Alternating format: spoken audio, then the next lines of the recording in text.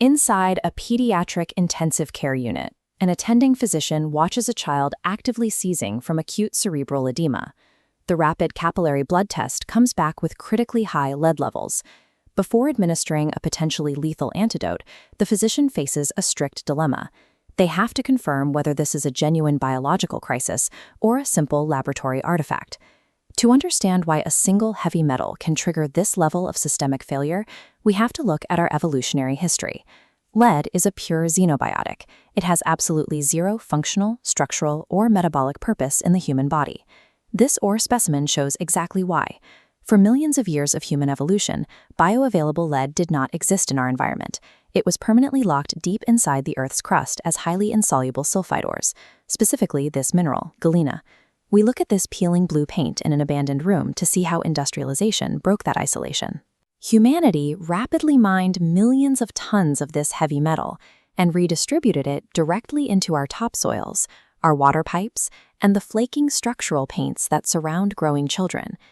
This historical photograph shows a worker servicing these lead-acid batteries, illustrating a primary exposure vector for adults. Occupational hazards in battery recycling plants and smelting facilities continuously aerosolize lead dust, forcing workers to inhale it daily. Because ancestral humans never encountered this element in a bioavailable form, early biology never evolved the metabolic pathways to utilize it, actively detoxify it, or excrete it. When exposed to industrial lead, the human structural architecture is left completely defenseless. Without an evolutionary defense mechanism, the body's biological security system fails to recognize the toxic threat right at the primary point of entry, the gastrointestinal tract. Lead exploits a highly specific transport doorway in the gut called the divalent metal transporter 1, or DMT1. This channel is strictly designed to absorb essential dietary minerals like iron and calcium. This animation illustrates the nutritional scarcity loop. If a rapidly growing child is deficient in iron or calcium, their body enters a state of physiological panic. To survive, it rapidly multiplies its DMT1 transporters, throwing open all available gates to scavenge any stray nutrients it can find in the gut. Lead atoms happen to perfectly mimic those exact essential nutrients. When the starving body upregulates these channels, it accidentally accelerates the absorption of toxic lead by up to 4-fold.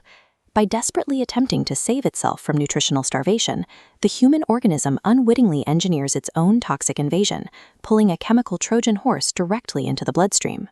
Once lead is inside the vascular system, we have to ask how a heavy metal with zero biological purpose actually destroys human cells on a microscopic level. This dimensional comparison reveals its primary molecular disguise. Free ionic lead operates as a divalent cation, possessing the exact same electrical charge and physical ionic radius as a calcium atom. This disguise also extends to zinc. Lead possesses a massive chemical affinity for the specific structural proteins that normally bind zinc, allowing it to seamlessly infiltrate zinc-dependent biological systems. We see this most clearly in the biological assembly line responsible for building hemoglobin in our red blood cells. That process relies heavily on a crucial structural enzyme known as ALAD. This animation shows a lead ion floating by, perfectly mimicking the structural zinc core that ALAD requires to function. The lead enters the active site and physically displaces the zinc, warping the surrounding protein shell and instantly killing the enzyme's catalytic ability. With that enzyme broken, the entire hemoglobin assembly line halts. This creates a massive metabolic bottleneck. A precursor chemical called ALA begins accumulating rapidly in the bloodstream. ALA is a potent neurotoxin, directly responsible for the severe, rigid abdominal spasms clinicians call lead colic. Down the line, the starving cell realizes it cannot finish building hemoglobin, so it desperately shoves a zinc atom into the remaining slot instead. This creates zinc protoporphyrin, or ZPP, a compound pathologists look for as a loud, undeniable biomarker of lead toxicity. Because of this targeted assault, greater than 99% of the total circulating lead is physically trapped inside the red blood cells, permanently bound to the protein shells of those jammed ALAD enzymes. Lead's chemical masquerade allows it to systematically dismantle the body's primary bioenergetic engines. By replacing the structural core of enzymes, it transforms essential components into toxic, non-functional debris. The body's ultimate filtration system, the kidneys, cannot stop this accumulation. Operating with an evolutionary blind spot, the human kidney lacks any active mechanism to conserve or excrete lead, managing to filter out only a tiny trickle of 10 to 30 micrograms per day. When daily environmental exposure exceeds that minimal clearance capacity, the excess lead backs up in the bloodstream, forcing the body into a desperate survival tactic to avoid acute brain death. It establishes a quarantine. This lattice diagram illustrates the skeletal sinkhole. Because lead perfectly mimics calcium, the body makes a calculated but tragic misstep. It stores 90 to 95% of its total toxic burden deep inside the mineralized hydroxyapatite matrix of the bones and teeth. This deep storage drastically alters the threat timeline. While free lead stays in the vascular bloodstream for roughly 30 to 40 days, once it weaves into the skeleton, its half-life extends to a staggering 20 to 30 years, locked away for decades. This long-term skeletal quarantine creates an invisible physiological time bomb, something clinical pathologists call the endogenous remobilization trap. Human bone is not dead stone. It is highly active, continuously remodeling living tissue. Biological events that demand a sudden influx of calcium, such as pregnancy, lactation, or postmenopausal osteoporosis, trigger the body to rapidly break down its own bone mass. This simulated bone dissolution shows the devastating result. Breaking down that matrix inadvertently floods the bloodstream with massive waves of decades-old stored lead. This mobilizes the toxin exactly when the patient is most vulnerable, allowing it to easily cross the placental wall or the blood-brain barrier. The skeleton's protective quarantine ultimately weaponizes our own physical mass against us. A brief environmental exposure during childhood is absorbed, stored, and transformed into an inescapable, multi-generational physiological crisis decades later. Returning to the pediatric ICU, the attending physician watches a child actively seizing from cerebral edema. They need to intervene immediately, but the diagnostic testing process for heavy metals is a strict analytical minefield.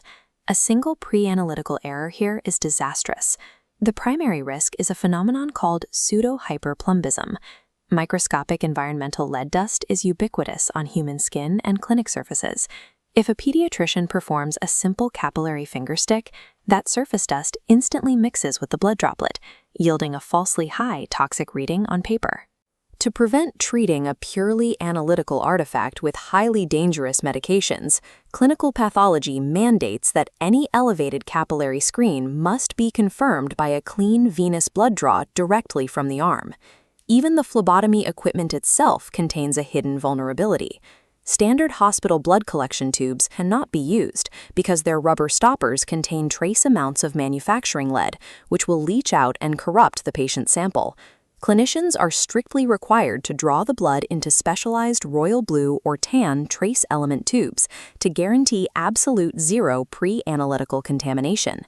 And because 99% of the accumulated lead is physically trapped inside those jammed red blood cells, testing the clear blood serum phase is completely useless.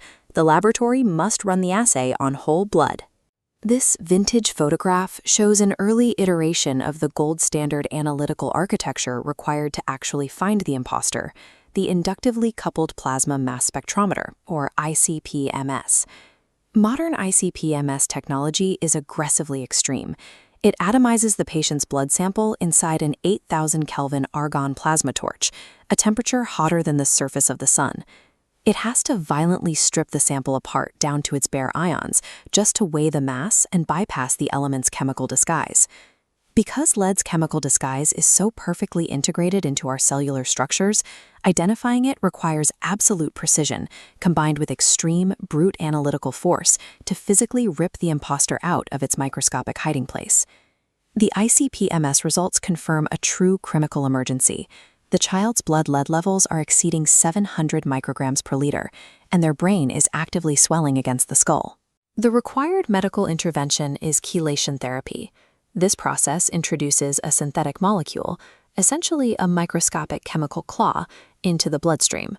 Its entire job is to grab onto the heavy metal with a tighter affinity than the body's own tissues hold onto it. For severe encephalopathy, emergency protocols mandate a rigid life-or-death sequential procedure.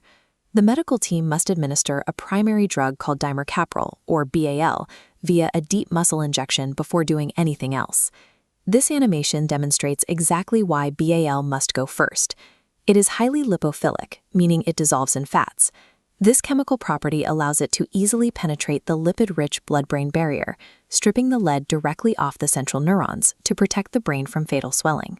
Only after the central nervous system is safely shielded can the physician introduce the second medication, a continuous intravenous infusion of calcium disodium edetate to scrub the remaining lead out of the general bloodstream.